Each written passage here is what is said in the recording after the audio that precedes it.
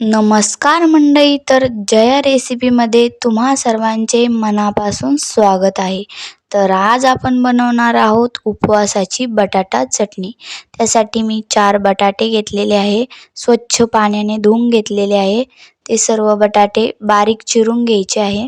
ते चिरल्यानंतर त्याला परत एकदा स्वच्छ पाण्याने धुवून घ्यायचे आहे, म्हणजे त्याची सर्व चिकटपणा निघून जातो। त्यानंतर आपण वाटण करणार आहोत। वाटणासाठी 4-5 मिरच्या आणि शेंगदाणे पाणी टाकून मिक्सरला काढून घ्यायचे। त्यानंतर गॅस चालू करायचा, कढई घेतलेली आहे, त्याच्यात तेल टाकायचं आणि बटाटे टाकायचे, मीठ टाकायचं चवीनुसार, हलवून घ्यायचं आणि बटाट्याला पाणी न टाकता बटाटा वाफेवरती शिजवून घ्यायचा आहे। पाणी टाकल्याने चटणी पातळ होती। त्यानंतर आता आपला बटाटा शिजलेला आहे, ते सर्व वाटण त्याच्यात टाकून द्यायचं आणि मिक्स करून घ्यायचं।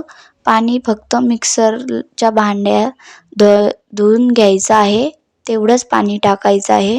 त्यानंतर थोडं शिजून घ्यायचं आणि मस्त अशी आपली बटाटा चटणी तयार आहे। ही चटणी खूप भारी लागते दसमी सोबत खायला। व्हिडिओ आवडले असेल तर लाईक, शेअर, सबस्क्राईब